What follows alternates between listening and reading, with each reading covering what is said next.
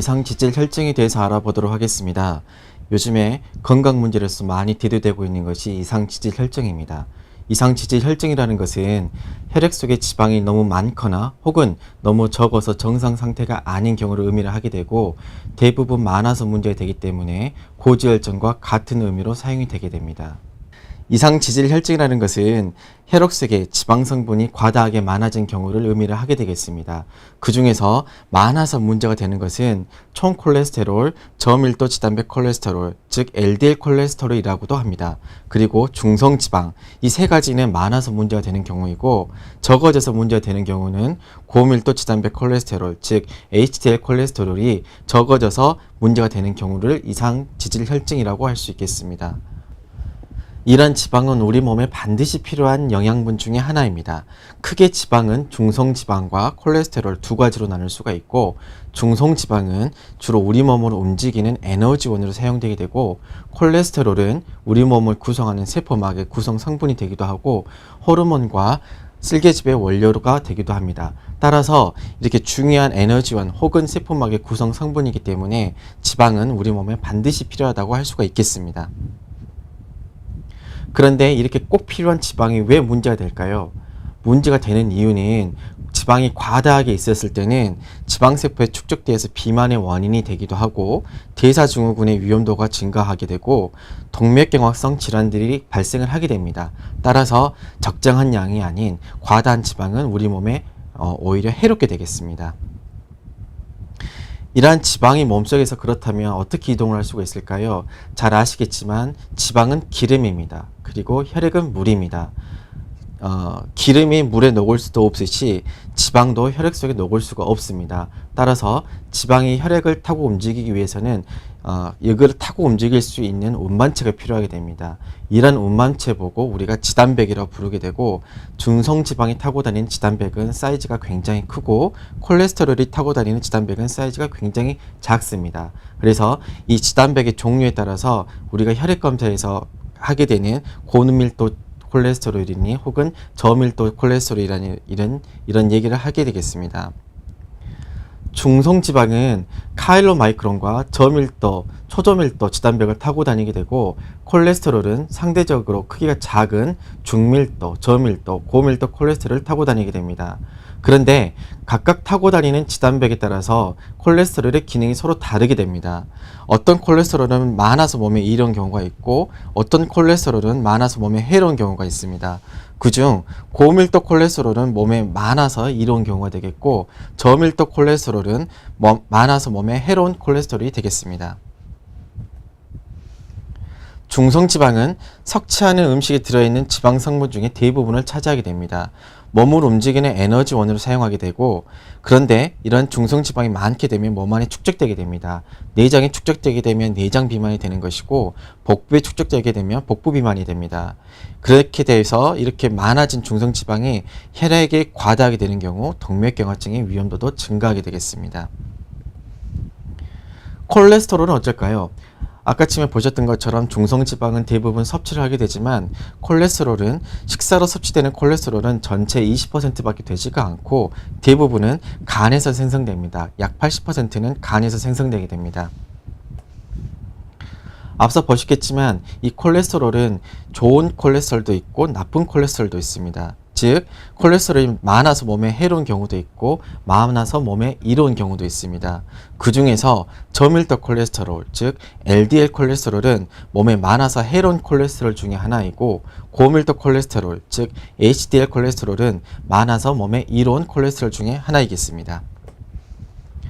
그중 이 LDL 콜레스테롤이 하는 역할은 콜레스테롤을 신체 각 부분으로 전달해 주는 역할을 하기는 하지만 결국에는 혈관벽에 부착해서 동맥경화증의 원인이 되게 됩니다. 따라서 LDL 콜레스테롤이 많았을 경우는 몸에 해롭게 되는 것이고, HDL 콜레스테롤, 고밀도 콜레스테롤은 좋은 콜레스테롤이라고 하는데, 잉여 콜레스테롤, 즉 다 사용되고 남은 콜레스테롤을 간으로 운반해서 이를 몸 밖으로 제거해주는 역할을 하게 됩니다. 따라서 이 HDL 콜레스테롤은 많으면 많을수록, 즉 우리 몸에 청소부가 많기 때문에 이롭다고 우리가 얘기를 할 수가 있겠습니다.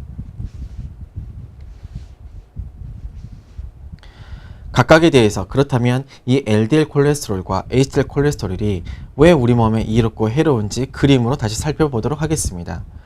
우리 혈액 안으로 들어온 콜레스테롤이 있습니다. 이 콜레스테롤 혹은 중성지방은 근육과 세포에 각각 자기의 역할을 하게 됩니다. 에너지원으로 사용되기도 하고 세포의 구성 성분이 되기도 합니다.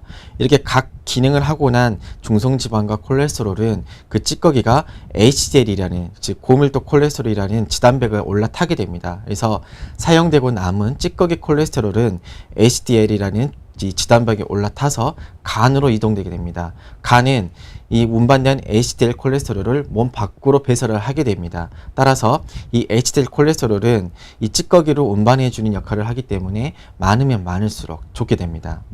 그렇다면 이 LDL 콜레스테롤이라는 것은 무엇이냐? 혈액 속에서 이제 다 사용될 텐데요. 각각의 역할을 하고 사용되지 않고 즉 에너지원이 되기도 하고 세포막의 구성 성분이 되기도 하고 하는데 사용되지 않고 결국은 남아있는 잉여 콜레스테롤이 남게 됩니다. 많이 먹게 되면 많이 남겠지요. 그래서 이 남아있는 잉여 콜레스테롤은 나중에는 LDL이라는 즉 저밀도 콜레스테롤, 저밀도 지단백 위에 올라타게 됩니다. 그렇게 된 이 LDL 콜레스테롤은 혈관을 계속 떠다니다가 결국은 혈관벽에 침착하게 되고 그렇게 되면 혈관벽에 눌러붙게 되고 동맥경화를 유발하게 되고 이래 인해서 여러 가지 동맥경화성 질환들이 발생을 하게 됩니다.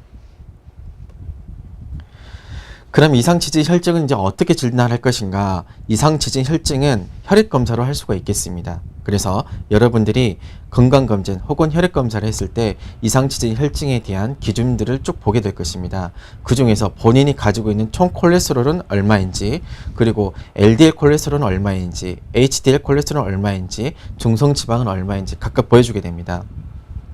이제 이걸 들으셨으면 여러분들도 그 건강검진표를 받아보았을 때 나의 이상치질 혈증이 있는지 없는지 어느 정도 판별이 되실 겁니다.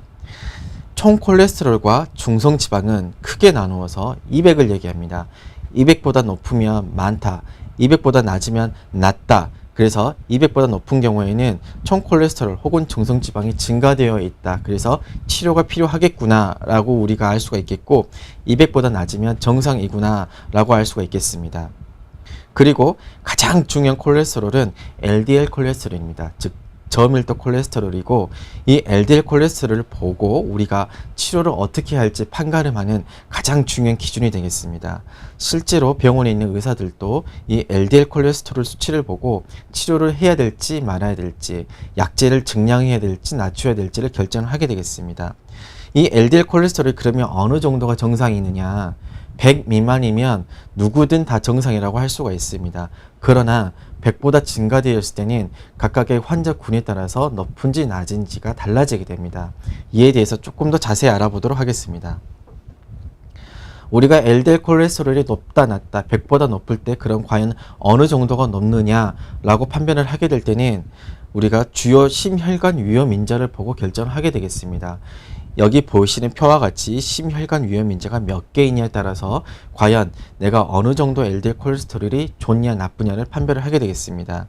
주요 심혈관 위험 인자는 흡연, 고혈압, 낮은 HDL 콜레스테롤, 남자가 45세 이상이거나 여자가 55세 이상 되는 연령, 그리고 관상동맥 조기 발병의 가족력, 부모 형제 자매 중에서 남자가 55세 미만, 여자가 65세 미만에서 관상동맥이 발생한 경우, 이렇게 보시는 바와 같이 5가지 위험인자 중에서 몇 가지 위험인자를 가지고 있냐에 따라서 위험인자 숫자를 판별을 하게 되겠습니다.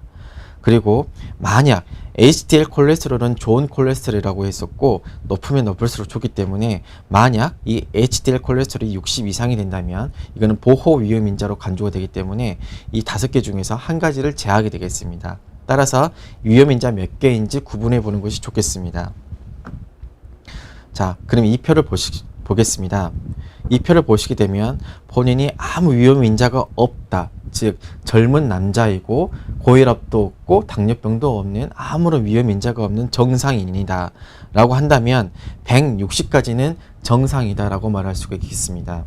아주 정상이라고 하면 100 미만이 되겠지만 160까지는 치료를 굳이 필요로 하지 않는다는 의미가 되겠고 하지만 160을 넘어서게 되면 치료를 해야 되겠습니다. 그럼 중등도 위험인자 즉 2가지 이상의 위험인자를 가지고 있을 때 얘기입니다. 두 가지 위험자, 내가 고혈압도 있고 남자로서 연령이 60세다라고 하면 두 가지 위험인자를 가지고 있게 되겠는데요. 이런 경우에는 130을 기준으로 합니다. 130까지는 굳이 치료를 하지 않아도 무방하겠지만 130을 넘어서게 되면 반드시 치료를 시작하셔야겠습니다. 그리고 가장 위험한 것은 이제 고위험군입니다. 고위험군이라고 하는 것은 관상동맥 질환이 있다든지 경동맥 질환, 말초혈관 질환, 복부동맥류 혹은 당뇨병이 있는 경우를 고위험군이라고 할 수 있겠습니다. 눈여겨볼 것은 당뇨병 단독 한 개로도 고위험군에 속한다고 할 수가 있겠습니다. 따라서 이러한 고위험군에 속한다면 처음에 말씀드린 100을 기준으로 하게 됩니다. 100보다 낮게 되면 정상이라고 그랬는데 고위험군은 정상에서 조금만 벗어난 100을 넘게 되더라도 바로 고위험군으로 분류가 돼서 약물 치료를 바로 시작을 하셔야겠습니다. 다시 이상치질 혈증 진단표로 돌아가겠습니다.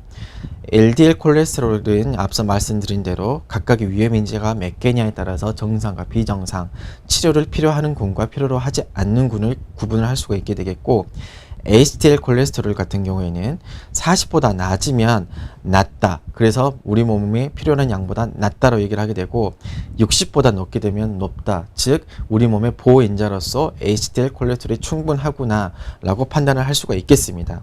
하지만 여러분들이 건강검진표를 받아보고 치료를 시작하셔야 될 때는 가장 먼저 볼 거는 LDL 콜레스테롤입니다. 즉 저밀도 콜레스테롤이 얼마냐에 따라서 치료를 할 것인가 말 것인가, 지금 내가 가지고 있는 심혈관 위험인자는 몇 개인가, 이걸 다 따져본 뒤에 과연 나는 치료를 시작할 것인가 말 것인가를 결정을 하시면 되겠습니다. 그럼 혈액검사로 알 수 있는 이상치질 혈증의 검사는 어떻게 하는 것일까요? 단 이거는 혈액검사를 하는 것이고, 이 이상치질 혈증 검사를 하기 위해서는 혈액 속에 적어도 일주일 정도는 기름기가 많은 음식을 드시면 안 됩니다.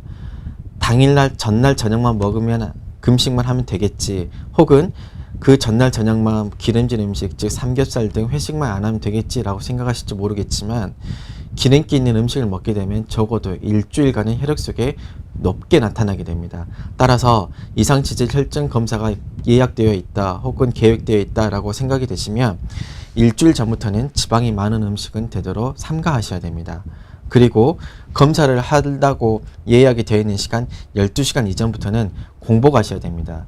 전날 저녁 식사까지만 하시고 그 이후부터는 식사를 하셔서는 안 됩니다. 하지만 물은 드셔도 상관이 없습니다. 이 이상치질 혈증 검사를 하는 횟수로는 20세 이상의 성인은 적어도 5년에 1회 이상은 검사를 하셔야 되고, 혈관 질환이나 당뇨병 환자들은 3개월에 한 번씩은 검사를 하셔야겠습니다. 그럼 이상치질 혈증으로 발생할 수 있는 질환은 무엇일까요? 도대체 어떤 질환이 발생하기 때문에 이상치질 혈증이 요즘 그렇게 사회적으로 대두가 되고 있는 것일까요? 여기에 대해서 차분히 알아보도록 하겠습니다. 이상치질 혈증이 일으키는 대표적인 질환은 동맥경화증입니다. 동맥경화증이라는 것은 혈관에 기름기나 혈전이 끼어서 혈관벽이 두꺼워지고 혈관 내부가 좁아진 질병을 의미를 하게 되겠습니다. 그래서 이 혈관 중에서도 심장으로 가는 혈관이 막히게 되면 협심증이나 심근경색증이 발생을 하게 되겠습니다. 심장으로 가는 혈관 보고 관상동맥이라 부르게 되고, 여기가 막히게 되면 관상동맥 질환이 발생한다 라고 얘기를 하게 되고, 각각 막히는 정도에 따라서 협심증 또는 심근경색이라고 얘기를 하게 됩니다. 뇌로 가는 혈관은 뇌동맥이 있습니다. 뇌동맥이 막히게 되면 뇌경색증, 쉽게 우리말로는 중풍이 발생을 하게 되겠습니다. 따라서 이런 동맥경화증이 발생할 수 있기 때문에 이상치질 혈증에 대해서 적절한 치료가 필요하겠습니다. 심장으로 가는 혈관은 관상동맥이라고 말씀드렸습니다. 이 관상동맥 중에서 어느 정도에 막히냐에 따라서 협심증과 심근경색증으로 구분을 할 수가 있겠습니다. 협심증은 관상동맥이 불완전하게 막혔을 때를 협심증이라고 부르게 되고, 심근경색증이라는 것은 완전히 심장으로 가는 관상동맥이 꽉 막히는 경우를 심근경색증이라고 할 수가 있겠습니다. 혈관이 꽉 막혀버리기 때문에 혈관 밑부분은 전혀 심장이 혈액을 공급받지 못하게 되고 심장 근육은 점차로 썩어 들어가게 됩니다. 그래서 이 썩어 들어가는 것 보고 괴사라 부르게 되고 심장 괴사가 진행되는 경우를 심근경색증이라고 부르게 됩니다. 이렇게 관상동맥이 막혀서 생기는 질환, 협심증과 심근경색증은 고지혈증으로 발생이 할 수가 있겠습니다. 뇌로 가는 뇌동맥이 막혀서 생기는 질환 보고 뇌경색이라고 말씀드렸습니다. 뇌경색이라는 것은 뇌에 혈액을 공급하고 있는 혈관이 막혀서 뇌의 일부가 손상되어서 신경학적 결손 증상이 나타나는 질병을 뇌경색이라고 부릅니다. 우리말로는 중풍이라고도 합니다. 이렇게 이상지질혈증이 발생할 수 있는 위험인자는 무엇이 있을까요? 이상지질혈증이 발생할 수 있는 위험인자는 교정을 할 수 없는 위험인자가 있고 교정을 할 수 있는 위험인자가 있습니다. 만약에 교정을 할 수 있는 위험인자가 있다라고 한다면 약물치료를 하기 전에 먼저 이런 인자들을 교정해 볼 수가 있겠습니다. 교정할 수 없는 대표적인 위험인자는 고령과 가족력이 있습니다. 사람이 나이를 먹어간다는 것은 결국은 이상지질혈증이 발생할 수밖에 없는 것이고 이는 교정할 수가 없겠습니다. 또한 식구들 중에서 이상지질혈증이 있다라고 하면 나는 쉽게 이상지질혈증이 발생할 수 있겠다라고 알고 계시면 되겠습니다. 그렇다면 교정할 수 있는 위험인자는 무엇이 있을까요? 기름진 음식, 과식, 비만, 흡연, 음주, 운동 부족, 스트레스, 고혈압과 당뇨병은 모두 다 교정할 수 있는 위험인자입니다. 따라서 이러한 위험인자가 있다면 여러분들은 반드시 이러한 위험인자부터 교정을 하도록 노력을 하셔야겠습니다. 이상지질혈증의 치료는 크게 위험인자를 먼저 교정을 하고 이 위험인자 교정으로도 안 될 때는 약물 치료를 시작해 볼 수가 있겠습니다. 하지만 앞서 말씀드린 LDL 콜레스테롤 수치가 높다면 말씀드린 160 혹은 130 혹은 100이 넘어섰다 그러면 바로 약물 치료를 고려를 해볼 수가 있겠습니다. 약물 치료로 시도해 볼 수 있는 이상지질혈증의 약제는 크게 6가지가 나와 있습니다. 그 중에서도 스타틴은 가장 많이 사용되고 있는 약제 중에 하나입니다. 이 스타틴은 여러 콜레스테롤에 대해서 두루두루 효과가 좋습니다. 저밀도 콜레스테롤도 떨어뜨리고 고밀도 콜레스테롤은 오히려 증가를 시켜주고 중성지방을 감소시키는 효과도 좋습니다. 따라서 병원에서는 대부분 스타틴을 가장 많이 처방을 하게 됩니다. 하지만 여러분의 이상지질혈증은 각각 개인마다 다 특성이 다릅니다. 어떤 분들은 중성부 지방이 너무나 높으신 분들이 있고 어떤 분들은 고밀도 콜레스테롤이 너무나 낮은 분들이 있습니다. 따라서 이러한 이상지질혈증의 수치를 보고 여기에 맞춰서 우리는 이 6가지 약제 중에서 한 가지를 선택해서 치료를 하게 되겠습니다. 요즘에 사회적으로 또 많이 여러분들 드시고 있는 게 오메가3가 있습니다. 이 오메가3라는 것은 등푸른 생선이 많이 들어있고 실제로 등푸른 생선에서 추출한 약물이 되겠습니다. 이 오메가3가 주로 작용하는 것은 중성지방을 감소시켜주는데 탁월한 효과가 있습니다. 우리나라 사람들, 동양인들에서는 이상지질혈증 중에서 중성지방이 특히나 높다고 합니다. 따라서 이 오메가3가 우리나라 사람들에게는 상당히 좋은 약제로 사용될 수가 있겠습니다. 이상지질혈증을 치료하기 위한 약제로서는 스타틴이 가장 많이 사용이 됩니다. 이 스타틴은 전 세계적으로도 안정성이 입증된 아주 안전한 약물 중 하나입니다. 하지만 이 스타틴은 근육염과 간기능 장애가 발생을 할 수가 있습니다. 이 근육염과 간기능 장애가 발생을 하게 되면 반드시 담당 의사에게 즉각적으로 알려야 되고 약물을 일시적 혹은 영구적으로 끊어야 되는 부작용 중에 하나가 되겠습니다. 근육염이라는 것은 근육 통증이 발생을 하거나 근육 부종이 발생을 하거나 근력 약화가 있을 때는 근육염이 발생을 했는지 한 번쯤 생각을 해 보셔야 되고, 간기능 장애는 오심, 구토, 복부 팽만, 황달 등이 발생했을 때는 간기능 장애가 발생했는지 한 번쯤 의심을 해 보셔야 됩니다. 이런 증상이 발생을 한다면 담당 의사에게 알려서 약물을 일시적으로 중단 혹은 영구적으로 중단할 것을 고려를 해 봐야겠습니다. 생활요법의 교손으로서는 금연을 하고 과도한 음주를 삼가하고 고혈압과 당뇨병을 치료하고 적절한 운동, 체중 조절을 하고 싱겁게 먹고 채소와 생선을 충분히 섭취하면서 스트레스는 줄이고 즐겁게 생활하고 정기적인 혈액 검사를 시행해 볼 수가 있겠습니다. 그리고 이상지질혈증을 치료하기 위한 올바른 식사 관리는 적정 체중을 유지하기 위해서 에너지 섭취량을 조절을 하시고, 콜레스테롤을 섭취할 때는 하루 200mg 이하로 섭취하도록 유의를 하셔야겠습니다. 또한 동물성 지방은 섭취를 줄이시고 포화지방, 트랜스지방은 섭취를 줄이셔야겠습니다. 식이섬유는 충분히 섭취를 해주시고 복합 탄수화물도 많이 드십시오. 그리고 술은 되도록 적게 드십시오. 여러분들이 날마다 먹고 있는 지방은 좋은 지방도 있고 나쁜 지방도 있습니다. 좋은 지방이라면 먹어서 전혀 해가 되지 않을 것이고, 나쁜 지방이라면 되도록 적게 드셔야 될 겁니다. 이 나쁜 지방은 뭐가 있느냐? 대표적인 게 동물성 지방입니다. 그렇다면 좋은 지방은 무엇이냐? 대표적인 게 식물성 지방입니다. 식물성 기름. 그래서 우리 절에 있는 스님들이 많이 섭취를 하는 게 식물성 기름을 많이 섭취하는 것이고, 그래서 더욱더 건강하다고 할 수가 있겠습니다. 이런 동물성 기름 보고 나쁜 지방이라고 부르고 대부분 포화지방산입니다. 그리고 식물성 기름은 좋은 지방이라고 부르게 되고 대부분 불포화지방산입니다. 그래서 쉽게 얘기할 때 동물성 기름을 적게 섭취해라, 혹은 포화지방산은 적게 섭취해라. 반대로 좋은 지방인 식물성 기름은 많이 섭취해라, 혹은 불포화지방산을 많이 섭취해라, 이런 얘기가 나오게 되겠습니다. 그렇다면 트랜스 지방이라는 것은 무엇일까요? 요즘 WHO 그리고 언론에서 시끄럽게 얘기합니다. 트랜스 지방이 몸에 해롭다. 우리 아이들 건강을 위협하고 있다. 이 트랜스 지방이라는 것은 지방을 고체로 딱딱하게 굳혀놓은 것을 얘기를 하게 되겠습니다. 그래서 마가린 혹은 버터 같은 것이 트랜스 지방이 되겠습니다. 이 음식을 만들기 위해서는 아마 여러분도 대부분 트랜스 지방을 사용을 할 겁니다. 그리고 시중에 유통되는 대부분의 음식들도 트랜스 지방이 안 들어갈 수가 없습니다. 그래서 트랜스 지방이 대부분 들어가게 되고, 아예 제로가 아닌 되도록 적은 용량의 트랜스 지방을 섭취를 하게끔 권장을 하고 있습니다. 그래서 WHO에서는 성인 2g, 어린이는 1.8g 이하를 섭취를 하도록 권장을 하고 있습니다. 그렇다면 트랜스 지방을 어떻게 할 수가 있느냐? 트랜스 지방은 여러분들 주로 먹는 음식의 표지에 가 보시면 영양 성분이 들어있습니다. 이 영양 성분을 보시고 콜레스테롤은 되도록 적게 섭취하도록 하셔야 되고, 아까 말씀드린 것처럼 불포화 지방산은 많이 섭취하고 포화 지방산은 적게 들어있는 음식을 선택을 하시고, 트랜스 지방은 여기 보면 2g으로 적혀 있는데 2g 미만인 음식을 선택을 하십시오.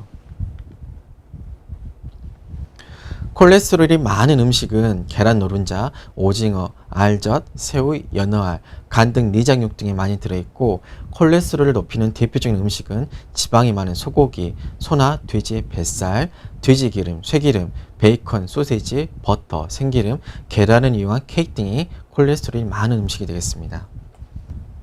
콜레스테롤이 적은 음식은 곡물, 감자류, 콩류, 채소, 해조류, 버섯류에는 콜레스테롤이 적게 들어있고, 콜레스테롤 수치를 낮출 수 있는, 즉 우리 몸에 아주 좋은 음식으로서는 올리브유, 등푸른 생선, 견과류, 채소, 과일, 해조류가 있겠습니다. 그래서 이런 음식은 되도록 많이 섭취하도록 노력을 하셔야겠습니다. 같은 음식에 따라서도 칼로리가 각각 달라지게 됩니다. 그리고 이 칼로리 속에는 콜레스테롤도 들어가게 됩니다.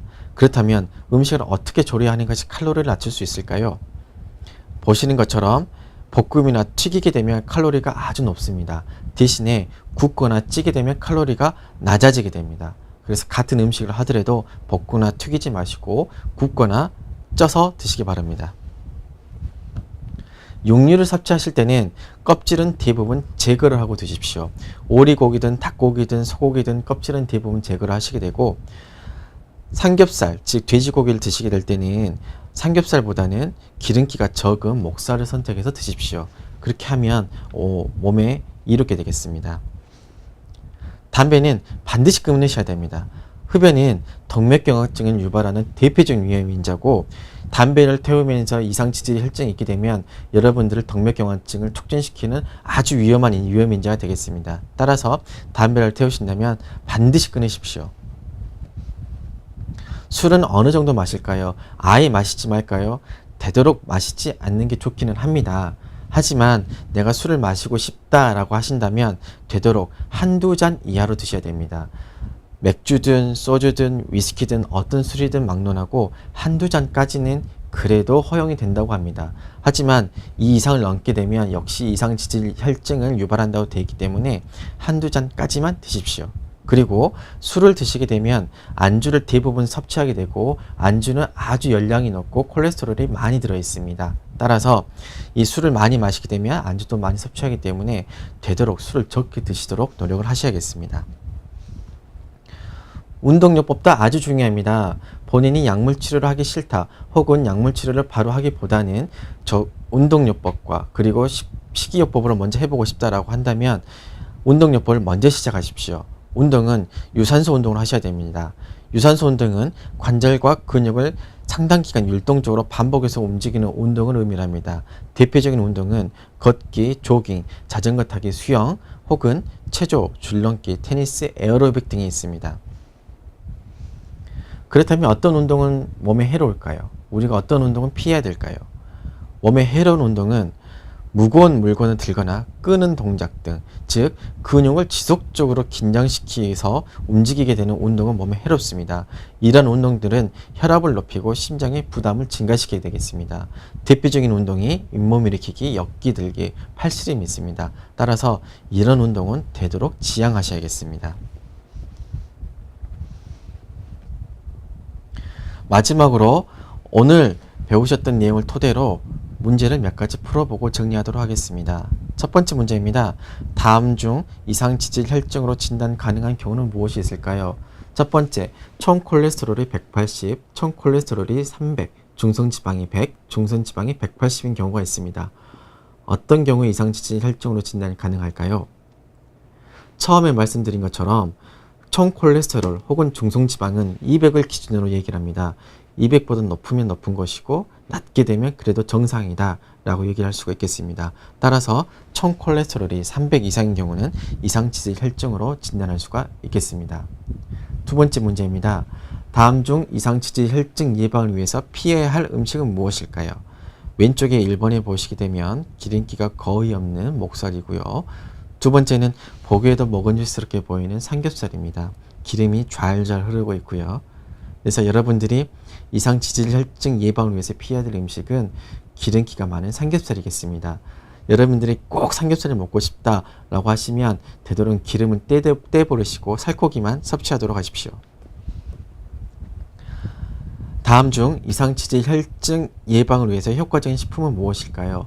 1번에는 전복이 있고 2번에는 오징어가 있고 3번에는 등 푸른 생선인 고등어가 있고 네 번째는 누구나 좋아하는 새우가 있습니다. 자, 다음 중 어떤 게 예방에 가장 효과적일까요? 정답은 3번 등 푸른 생선입니다. 등 푸른 생선은 오메가3도 풍부하게 들어있기 때문에 우리 이상지질 혈증이 예방하거나 혹은 이상지질 혈증의 수치를 떨어뜨리는 데 도움이 되겠습니다. 다음 중 이상지질 혈증 예방을 위해서 피해야 할 음식은 무엇일까요? 첫 번째는 잔치국수가 있고 두 번째는 라면이 있고 세 번째는 청국장이 있습니다. 자, 여러분도 누구나 아시겠지만 라면이 해롭습니다. 라면은 특히나 트랜스지방 함유량도 아주 높습니다. 따라서 이상지질 혈증 예방을 위해서는 라면 섭취는 되도록 피하셔야겠습니다. 다음 중 심혈관계 보호를 위해서 효과적인 운동은 무엇일까요? 1번은 조깅을 하고 있는 것이고 2번은 잇몸 일으키기, 3번은 역기를 들고 있는 것이고 4번은 웨이트 트레이닝을 하고 있습니다. 어떤 운동이 가장 우리 몸에 좋을까요? 예, 1번 러닝, 조깅이 우리 몸에 가장 좋습니다. 심혈관 보호를 위해서도 유산소 운동인 러닝, 조깅이 우리 몸에 이롭게 되겠습니다. 지금까지 이상지질 혈증에 대해서 말씀드렸습니다. 감사합니다.